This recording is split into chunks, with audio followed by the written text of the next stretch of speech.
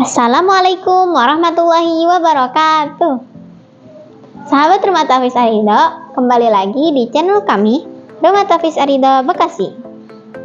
Di video sebelumnya, kita sudah membahas rukun-rukun salat dari poin pertama sampai poin kelima.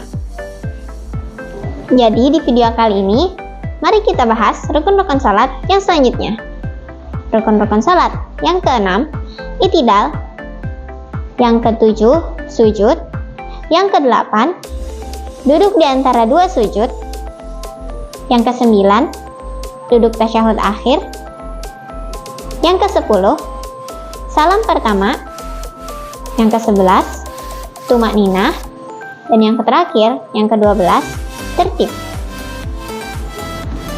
Kita mulai dari i'tidal.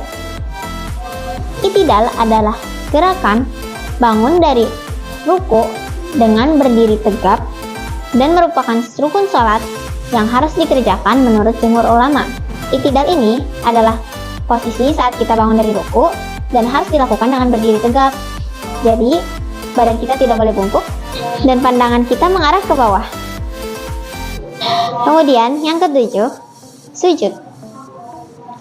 Secara bahasa, sujud adalah al-khudu', bisa juga berarti at-tadallul, yaitu merendahkan diri badan.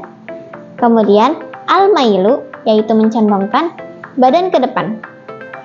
Secara syar'i, yang dimaksud dengan sujud menurut jumhur ulama adalah meletakkan 7 anggota badan ke tanah, yaitu wajah, kedua telapak tangan, kedua lutut, dan ujung kedua telapak kaki.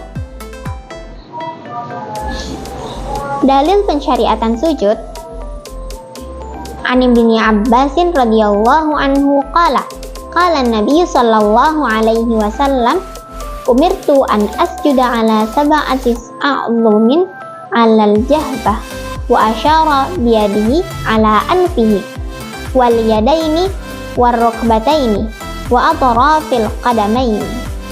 Dari Ibnu Abbas radhiyallahu anhu berkata, aku diperintahkan untuk sujud di atas 7 anggota, yaitu wajah, dan beliau menunjuk hidungnya, kedua tangan, kedua lutut, dan telapak kaki. Hadis riwayat Bukhari dan Muslim. Terdapat perbedaan pendapat antara lutut dahulu atau tangan terlebih dahulu saat sujud. Pendapat pertama, jumhur ulama umumnya mengatakan bahwa yang disunnahkan ketika sujud adalah meletakkan kedua lutut di atas tanah terlebih dahulu, baru kemudian kedua tangan, lalu wajah. Dan ketika bangun dari sujud, berlaku sebaliknya, yang diangkat adalah wajah dahulu, kemudian kedua tangan, baru terakhir lutut. Dalilnya, An Wa'il bin Hujr radhiyallahu anhu qala, ra'aitu Rasulullah sallallahu alaihi wasallam idza sajada yada'u rukbatayhi qabla yadayhi wa idza nahadha rafa'a yadayhi qabla rukbatayhi. Dari Wa'il ibnu Hujr berkata, aku melihat Rasulullah sallallahu alaihi wasallam bila sujud meletakkan kedua lututnya sebelum kedua tangannya, dan bila bangun dari sujud beliau mengangkat tangannya sebelum mengangkat kedua lututnya.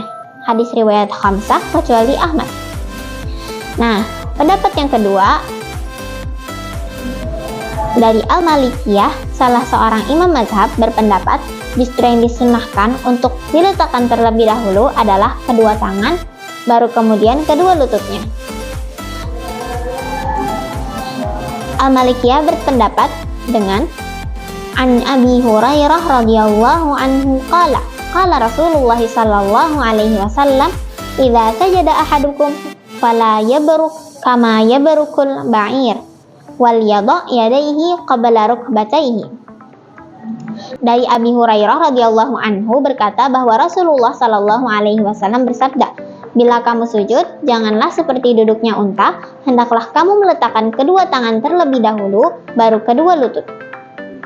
Hadis riwayat Ahmad, Abu Daud, Nasai, dan Tirmizi. Jadi, dari kedua pendapat itu, keduanya bisa saja dipakai karena dalilnya ada. Tidak perlu ada perdebatan yang mana terlebih dahulu antara tangan atau lutut. Hanya saja para ulama berbeda pendapat tentang yang mana yang lebih afdal di antara keduanya.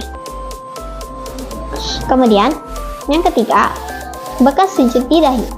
Apakah warna kehitaman di dahi itu selalu menunjukkan keimanan dan ketakwaan seseorang? Banyak pendapat yang mengatakan kalau banyaknya sujud seseorang dilihat dari dahinya, apakah ada tanda kehitaman atau tidak. Sebagaimana yang disebutkan dalam Quran Surat Al-Fat ayat 29, A'udzubillahi minasyaitonirrajim. Bismillahirrahmanirrahim. Simahum fi wujuhihim min atharis sujud. Tanda-tanda mereka tampak pada wajah mereka dari bekas sujud. Nah, sahabat semua, tanda kehitaman yang dimaksud dari ayat itu adalah tanda di hari kiamat kelak bagi orang yang banyak sujud agar mudah dikenali oleh Rasulullah. Warna kehitaman di dahi itu tidak selalu menunjukkan bahwa orang itu banyak salat, dan juga belum tentu ada jaminan bahwa salatnya itu pasti diterima Allah Subhanahu wa Ta'ala, dan bukan juga lambang dari ketakwaan seseorang. Cara sujud yang benar adalah dengan melipat ujung kaki sehingga ujung kaki menghadap ke kiblat, sedangkan cara yang salah dengan meluruskannya sehingga jadi menghadap ke belakang gitu kakinya. Oke. Kemudian, duduk di antara dua sujud. Duduk di antara dua sujud adalah rukun menurut jumhur ulama. Posisi duduk ini dinamakan dengan duduk iftirashi, yaitu duduk melipat kaki ke belakang dan bertumpu pada kaki kiri. Maksudnya, kaki kiri yang dilipat itu diduduki, sedangkan kaki yang kanan dilipat tidak diduduki, namun jari-jarinya ditekuk sehingga menghadap ke kiblat. Posisi duduk yang benar dari duduk iftirashi adalah hanya menduduki kaki kiri dan meletakkan kaki kanan serta melipat ujung kaki kanan sehingga menghadap ke kiblat. Sedangkan yang salah yakni dengan menduduki kedua kaki kemudian meluruskan keduanya. Rukun salat yang ke-9 adalah duduk tasyahud akhir. Duduk tasyahud akhir merupakan rukun salat menurut jumhur ulama. Posisi duduk ini dinamakan duduk tawaruk. Hampir sama dengan duduk iftirashi, namun posisi kaki kiri tidak diduduki melainkan dikeluarkan ke arah bawah kaki kanan, sehingga duduknya di atas tanah, tidak lagi di atas lipatan kaki seperti pada duduk iftirashi. Dalilnya adalah hadis berikut. An Wa'il bin Hujr radhiyallahu anhu, qadimtul Madinah lanzuranna ila salati Rasulillah sallallahu alaihi wasallam. Falamma jalasa taras rijlahu al-yusra wa wada'a yadahu al-yusra ala fakhidhihi al-yusra wa nasaba rijlahu al-yumna. Dari Wa'il ibnu Hajar, aku datang ke Madinah untuk melihat salat Rasulullah sallallahu alaihi wasallam. Ketika beliau duduk tasyahud, beliau duduk iftirash dan meletakkan tangan kirinya di atas paha kirinya dan menasabkan kakinya yang kanan. Hadis riwayat Tirmizi. Nah, cara duduk tawaruk yang benar ini dengan melipat ujung jari kaki kanan sehingga menghadap ke kiblat, kemudian memasukkan kaki kiri ke dalam kaki kanan. Sedangkan cara yang salah adalah dengan menduduki kaki kiri, kemudian meluruskan jari-jari kaki kanan sehingga tidak menghadap kiblat. Rukun salat yang ke-10 yakni salam pertama. Salam pertama adalah fardu salat menurut para fuqaha. Sedangkan salam yang kedua bukan fardu, melainkan sunnah. Dalilnya adalah hadis berikut ini.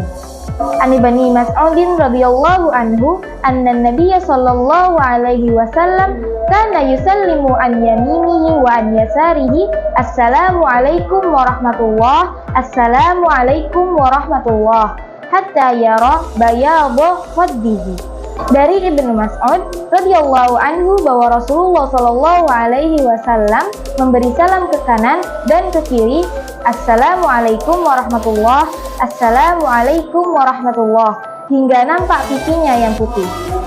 Selain sebagai penutup sholat, salam ini juga merupakan doa yang disampaikan kepada orang-orang yang ada di sebelah kanan dan kirinya.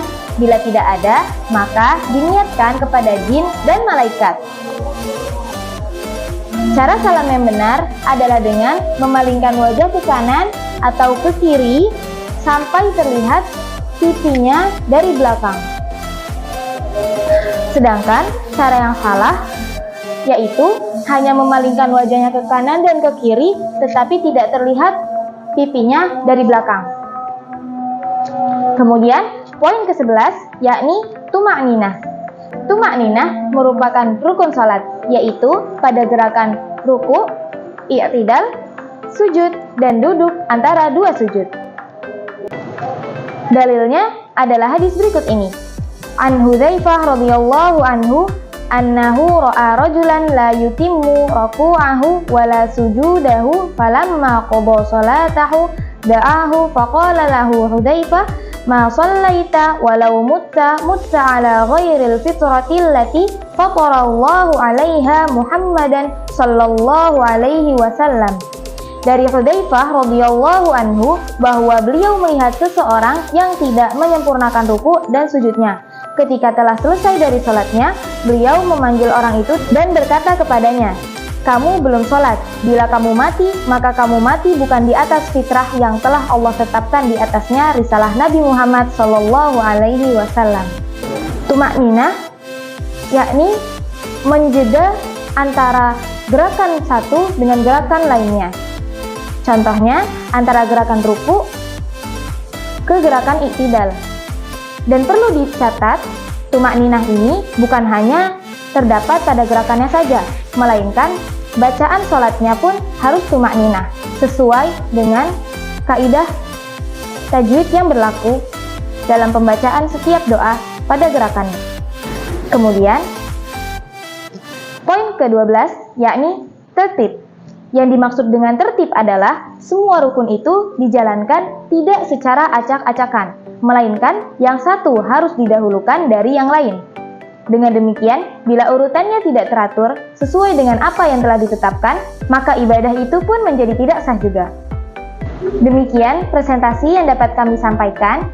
Semoga apa yang telah kami sampaikan tadi dapat bermanfaat dan bisa menambah wawasan kita serta membuat kita lebih paham tentang rukun sholat. Dan juga kita dapat mengaplikasikannya dalam kehidupan sehari-hari. Sekian dari kami. Kurang lebihnya mohon maaf. Wassalamualaikum warahmatullahi wabarakatuh.